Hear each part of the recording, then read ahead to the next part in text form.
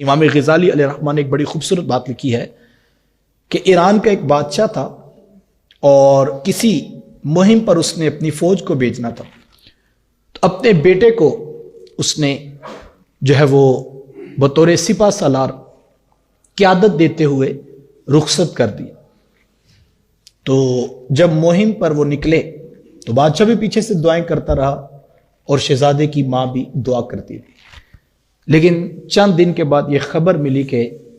جو ہے وہ فوج کو شکست ہو گئی ہے اور جو شہزادہ ہے وہ پشت دکھا کر بھاگ گیا۔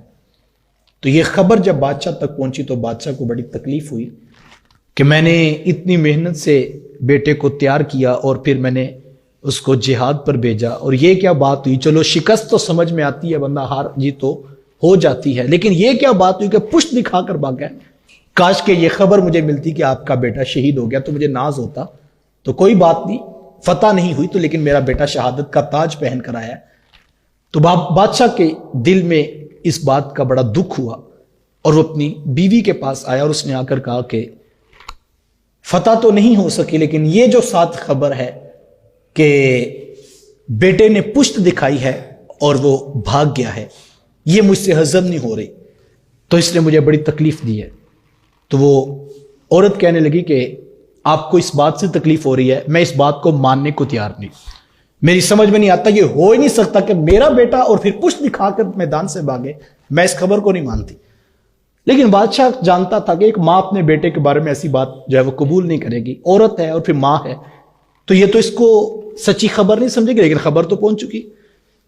خیر بادشاہ اب لشکر کے آنے کا انتظار کر رہا تھا، لیکن 2 4 10 دن گزرے کہ دوبارہ خبر آئی کہ وہ پہلی خبر جھوٹی تھی، اللہ نے آپ کے بیٹے کو فتح بھی دی ہے اور سپہ سالار کے سر پہ محبت کا تاج بھی سجایا۔ جب یہ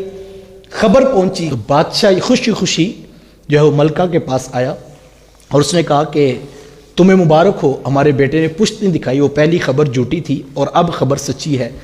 کہ ہمارے بیٹے نے میدان میں کھڑے ہو کر مقابلہ کیا اور اس کی محنت کا یہ صلہ ہے کہ اللہ نے ہماری فوج کو فتح عطا کی۔ تو پھر بادشاہ کہنے لگا لیکن ایک بات تو بتاؤ،